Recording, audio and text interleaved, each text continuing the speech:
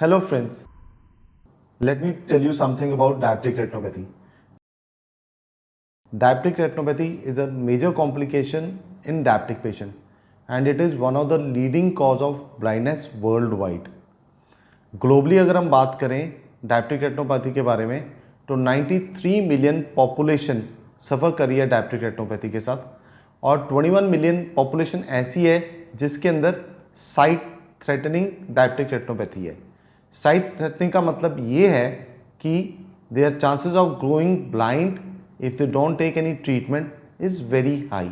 अगर हम Indian population की बात करें तो इसका प्रेवलेंस थोड़ा सा ज़्यादा है। First major cause is awareness among the patient to get their eyes check from a eye doctor being diabetic is very low. Secondly access to health care services भी जो हम कहते हैं वो भी बड़ा लिमिटेड है। Let me tell you about what are the risk factor for diabetic retinopathy. The foremost risk factor is duration of diabetic. Longer the duration of diabetes, more are the chances of you developing retinopathy. अगर हम statistics की बात करते हैं तो जो type 2 diabetic patients हैं they have 60% chance having retinopathy after 20 years of diabetes, whereas in type 1 patients this is almost 100% that they will be having some retinopathy after 20 years of diabetes. Second important factor is your glycemic control. If your glycemic control is poor, मतलब कि आपका blood sugar level आप maintain नहीं कर रहे, कभी ज़्यादा हो रहा है कभी कम हो रहा है, then the progression of diabetic retinopathy बहुत fast होती है। वही जो changes आपके 15 साल या 20 साल ऑफ डायबिटीज़ के बाद आने थे वो 10 साल में 5 साल में भी आ सकते हैं। तो keeping blood sugars in control is very essential. Other associated risk factor जिस करके डायबिटिक रेटिनोपैथी प्रोग्रेस करती है वो है एक hypertension. If your blood pressures are high then your retinopathy again progresses. If you are hyperlipidemic then also chances of your progression are more. कुछ modifiable risk factor हैं जैसे कि obesity, smoking, alcohol intake, anaemia. अगर हम इन 4 चीज़ों को भी control करते हैं तो chances of progression of diabetic retinopathy is less. 2 important चीज़ें, एक प्यूबर्टी और प्रेगनेंसी। अगर आप ऑलरेडी डायबिटिक हैं और आप कंसीव करते हैं and you are getting pregnant then you should get your eyes check because retinopathy can progress during pregnancy. Puberty के अंदर जो टाइप 1 डायबिटिक पेशेंट्स होते हैं उनके अंदर also the retinopathy progresses. Why this happens is because there are hormonal changes which induces this thing and increase fluid in the body that also induces retinopathy. How we should do screening of diabetic retinopathy? Diabetic retinopathy की जो screening होती है वो dilated fundus examination के साथ होती है। आपका जो ऑफ्थोमोलॉजिस्ट है आपकी आंखों में दवाई डालेगा, कुछ देर के लिए आपको आंखें बंद करके बैठना पड़ेगा, प्यूपिल्स डायलेट होंगे। After that only he can check with a 90D या इनडायरेक्ट या direct ophthalmoscope. Any of the 3 instruments can be use for screening of diabetic retinopathy. आज की डेट में AI has taken a role over it. We have fundus cameras which can auto detect diabetic retinopathy also and they can also be used as one of the good screening tools. Who all should get themselves screened? अगर हम type 1 diabetes की बात करें, the moment that patient is diagnosed to have type 1 diabetes within 3 years of diagnosis they should get themselves screened. यही बात अगर हम type 2 diabetic patient की बात करते हैं तो टाइप 2 डायबिटिक जैसे ही डायग्नोज होता है that is a very moment next day और within a week they should get their eyes screen for retinopathy changes. Pregnancy females के अंदर ये रूल थोड़ा डिफरेंट है। अगर आपको प्रेगनेंसी गेस्टेशन इंड्यूस या प्रेगनेंसी इंड्यूस डायबिटीज़ है तो then you don't need any screening at that time. But if you are already diabetic and you become pregnant then you should get your I screened in the first trimester itself. This is about screening, but what about after screening?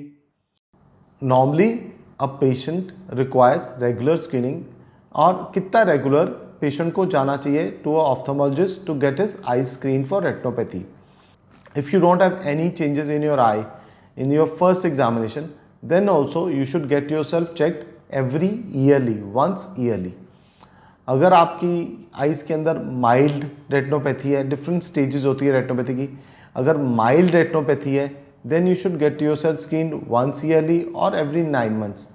यही अगर changes mild to moderate है then you need screening around every approximately 6 months to 9 months time. अगर आपकी eyes में proliferative diabetic retinopathy है या HRC-PDR है जिसके अंदर high risk proliferative diabetic retinopathy है, then you don't fall into screening protocol, then आपको ट्रीटमेंट की तरफ जाना चाहिए.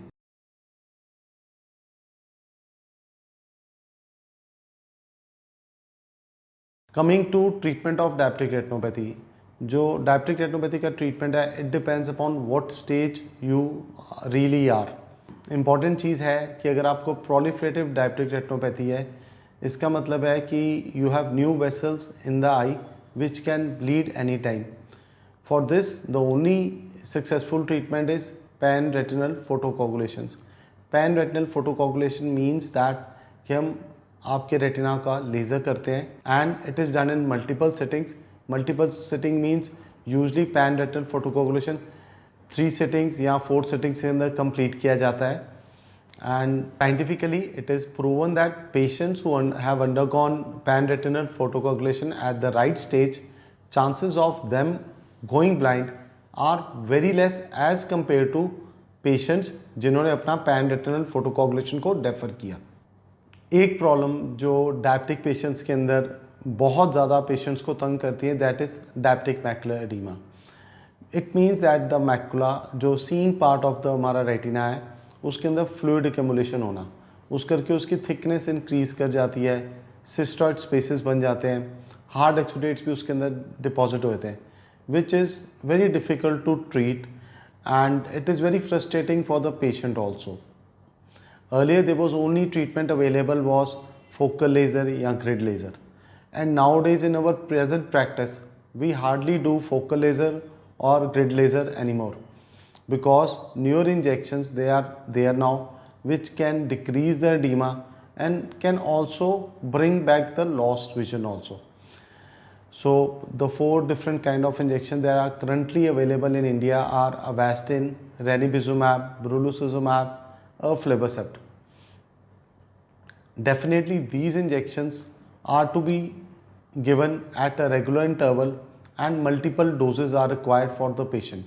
Scientifically studies have shown that lasers से ज़्यादा anti-VEGF injections काम करते हैं for preserving the vision. Coming to surgery in diabetic retinopathy, surgery is reserved for only the advanced cases of diabetic retinopathy like patients has a non-resolving vitreous hemorrhage या उसके ट्रैक्शनल detachment है.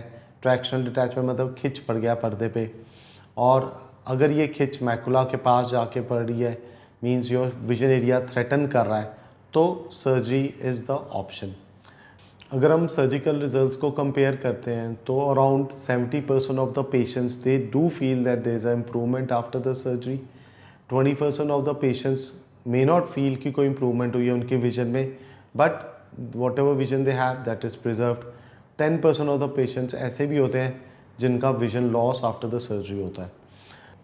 In the end I would emphasize that कि जो diabetic patients हैं वो अपनी screening बहुत ही time पे कराएं, regular screening कराएं so that if there is a disease या उनके अंदर कोई changes आ रहे हैं which can be monitored or treated earlier so that we are able to prevent blindness in these patients.